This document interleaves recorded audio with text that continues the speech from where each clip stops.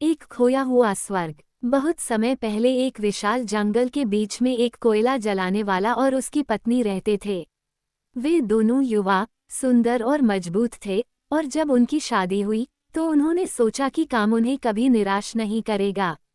लेकिन बुरे समय आए और वे और भी गरीब होते गए, और रातों में भूखे सोने की घटनाएं बढ़ती गईं। एक शाम उस देश का राजा कोयला जलाने वाले की झोपड़ी के पास शिकार कर रहा था। जैसे ही वह दरवाजे से गुजरा, उसने रोने की आवाज सुनी, और एक अच्छे स्वभाव वाला आदमी होने के नाते वह सुनने के लिए रुक गया, ये सोचकर कि शायद वह कुछ मदद कर सके। क्या कभी दो लोग इतने दुखी हुए हैं? एक महिला की आवाज ने कहा। हम यहाँ हैं, पूरे दिन गुलामों की तरह काम करने के लिए तैयार हैं, और हमें कोई काम नहीं मिल रहा है। और यह सब बूढ़ी माँ ईव की जिज्ञासा के कारण है। अगर वह मेरी तरह होती, जो कभी कुछ जानना नहीं चाहती, तो हम सभी आज राजाओं की तरह खुश होते, खाने के लिए भरपूर और पहनने के लिए गर्म कपड़े होते। क्यों? लेकिन इस बिंदु पर एक जोरदार दस्तक ने उसके विलाप को बाधित कर दिया। वहाँ कौन है? उसने पूछा। मैं, किसी ने उत्तर दिया। और मैं कौन हूँ? राजा, मुझे अंदर आने दो। आश्चर्य से भरी महिला उछल पड़ी और उसने दरवाजे से बार को हटा दिया। जैसे ही राजा अंदर दाखिल हुआ, उसने देखा कि कमरे में कोई फर्नीचर नहीं था, वहाँ कुर्सी भी नहीं थी, इसलिए उसने ऐसा दिखावा किया कि वह बहुत जल्दी में है और उसे अपने आसपास कुछ भी दिखाई नहीं दे रहा है, और केवल इतना कहा, मुझे आपको परेशान नहीं करना चाहिए, मेरे पास रुकने का समय नहीं है, लेकिन आप परेशानी में लग रहे हैं। मुझे बताइए, क्या आप बहुत दुखी हैं? हे प्रभु, हमें कोई काम नहीं मिल रहा है और 2 दिन से हमने कुछ भी नहीं खाया है। उसने उत्तर दिया, हमारे पास भूख से मरने के अलावा और कुछ नहीं बचा है। नहीं, नहीं, तुम ऐसा नहीं करोगे, राजा ने चिल्लाते हुए कहा, या अगर तुम ऐसा करोगे, तो ये तुम्हारी अपनी गलती होगी। तुम मेरे साथ मेरे महल में चलो, और तुम्हें ऐसा लगेगा जैसे तुम स्वर्ग में हो। मैं तुमसे वादा करता हूँ। बदले में, मैं तुमसे केवल एक ही चीज़ मांगता हूँ, कि तुम मेरे आदेशों का ठीक से पालन करोगे। कोयला जलाने वाला और उसकी पत्नी दोनों एक पल के लिए उसे घूरते रहे, मानो उन्हें अपने कानों पर यकीन ही न हो रहा हो, और वास्तव में यह कोई आश्चर्य की बात नहीं थी। फिर उन्होंने अपनी जुबान पकड़ी और एक साथ चिल्ला उठे, हाँ, हाँ, हाँ, मेरे स्वामी, आप जो कहेंगे, हम सब करेंगे। जब आप इतने दयालु हैं, तो हम आपकी अवज्ञा कैसे कर सकते हैं? राजा मुस्कुराया और उसकी आंखें चमक उठीं। ठीक है, चलो हम तुरंत शुरू करते हैं, उसने कहा। अपना दरवाज़ा बंद करो और चाबी अपनी जेब में रख लो। महिला को ऐसा लग रहा था जैसे उसे ये सब बेकार लग रहा था, क्योंकि उसे पक्का यकीन था कि वे कभी वापस नहीं आएंगे। लेकिन उसने ऐसा कहने की हिम्मत नहीं की और राजा के कहे अनुसार ही किया। जंगल में 2 मील चलने के बाद वे तीनों महल में पहुंचे और राजा के आदेश पर नौकरों ने कोयला जलाने वाले और उसकी पत्नी को ऐसे कमरों में ले गए जो ऐसी खूबसूरत चीज़ों से भरे थे जिनके बारे में उन्होंने कभी सपने में भी नहीं सोचा था। सबसे पहले उन्होंने हरे संगमरमर के बाथटब में स्नान किया जहाँ का पानी समुद्र जैसा लग रहा था, और फिर उन्होंने रेशमी कपड़े पहने जो मुलायम और सुखद लग रहे थे। जब वे तैयार हो गए, तो राजा के खास सेवकों में से एक अंदर आया और उन्हें एक छोटे से हॉल में ले गया, जहाँ भोजन परोसा गया रखी गई थी, और यह बात उन्हें किसी भी अन्य चीज़ से अधिक प्रसन्न करती थी। वे अभी भोजन करने बैठने ही वाले थे कि राजा अंदर आ गया।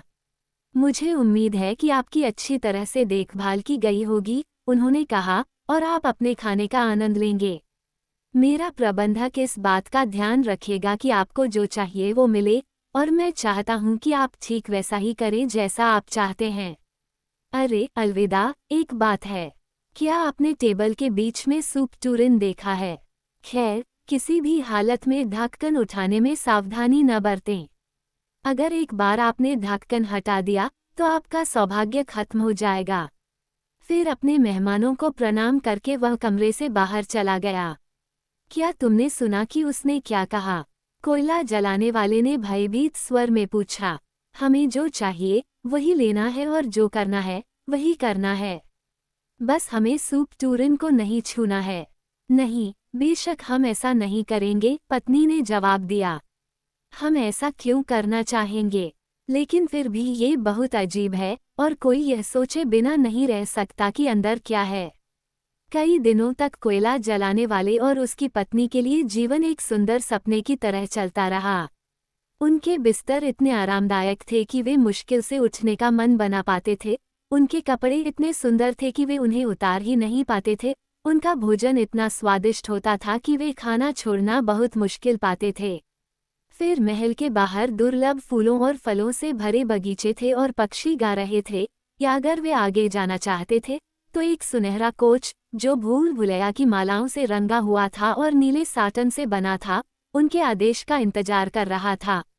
कभी कभी ऐसा होता था कि राजा उनसे मिलने आता था और वह उस आदमी को देखकर मुस्कुराता था, जो हर दिन गुलाबी और मोटा होता जा रहा था। लेकिन जब उसकी नज़र महिला पर पड़ती थी तो वे ऐसा भाव बनाते थे कि मानो कह रहे हों, मुझे पता था। हालांकि न तो कोयला जलाने वाले और न ही उसकी पत्नी ने इस पर कभी ध्यान दिया। एक सुबह जब खाना खत्म होने के बाद भी उसकी पत्नी ने एक शब्द नहीं बोला था, तो उस आदमी ने पूछा, तुम इतने चुप क्यों हो? थोड़ी देर पहले तुम दिन भर बकबक करते रहते थे और अब मैं तुम्हारी आवाज़ लगभग भूल ही गया हूँ। अरे कुछ नहीं, मुझे बात करने का मन नहीं था, बस इतना ही। वह रुकी और कुछ देर रुकने के बाद लापरवाही से बोली, क्या तुमने कभी सोचा नहीं कि उस सूप चूरन में क्या है? नहीं, कभी नहीं, आदमी ने जवाब दिया। ये हमारा मामला नहीं है। और बातचीत एक बार फिर बंद हो गई। लेकिन जैसे जैसे समय बीतता गया, महिला कम बोलती गई और इतनी दुखी लग रही थी कि उसका पति उससे काफी डर गया। खाने के मामले में उसने एक के बाद एक चीजें खाने से मना कर दिया। मेरी प्यारी पत्नी, आदमी ने आखिरकार कहा, तुम्हें सचमुच कुछ खाना चाहिए। आखिर तुम्हें क्या हो गया है? अगर तुम इसी तरह से चलती रही तो तुम मर जाओगी। मैं मरना पसंद करूंगी, बजाय इसके कि मुझे यह न पता चले कि उस बर्तन में क्या है। वो इतनी जोर से बोली कि उसका पति एकदम चौंक गया। क्या यही बात है? वह चिल्लाया, क्या तुम इस कारण से अपने आप को दुखी बना रहे हो? तुम जानते हो कि हमें महल से बाहर निकाल दिया जाएगा और भूखे मरने के लिए भेज दिया जाएगा। अरे नहीं, हमें ऐसा नहीं करना चाहिए। राजा बहुत अच्छे स्वभाव का है। बेशक उसका ऐसा कोई मतलब नहीं था। इसके अलावा ढक्कन को पूरी तरह से हटाने की कोई ज़रूरत नहीं है। बस एक कोना ऊपर उठाओ ताकि मैं झांक सकूं। हम बिल्कुल अकेले हैं, कोई कभी नहीं जान पाएगा।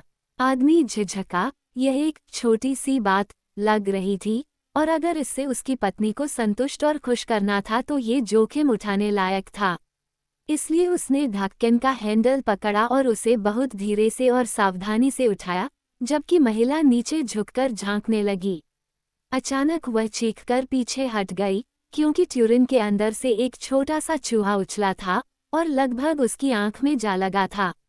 वो कमरे के चारों ओर भागता रहा। वे दोनों उसके पीछे भागते रहे, उसे नीचे गिराते रहे, चूहे को पकड़ने और उसे वापस ट्यूरिन में डालने के प्रयास में कुर्सियां और फूलदान इधर उधर बिखर गए। शोरगुल के बीच दरवाज़ा खुला और चूहा राजा के पैरों के बीच से भाग गया। एक पल में ही वह आदमी और उसकी पत्नी दोनों मेज के नीचे छिप गए और सभी को कमरा खाली दिखाई दिया। राजा ने कहा, आप भी बाहर आ सकते हैं और सुन सकते हैं कि मैं क्या कहना चाहता हूँ। मुझे पता है कि यह क्या है, कोयला जलाने वाले ने अपना सिर झुकाते हुए उत्तर दिया। चूहा भाग गया है। राजा ने कहा, सैनिकों का एक दल तुम्हें तुम्हारी झोपड़ी तक ले जाएगा। चाबी तुम्हारी पत्नी के पास है। क्या वे मूर्ख नहीं थे? कोयले जलाने वालों के पोते पोतियों ने कहानी सुनकर चिल्लाया। काश हमें मौका मिलता। हमें कभी यह जानने की इच्छा नहीं होती कि सूप टूरन में क्या है।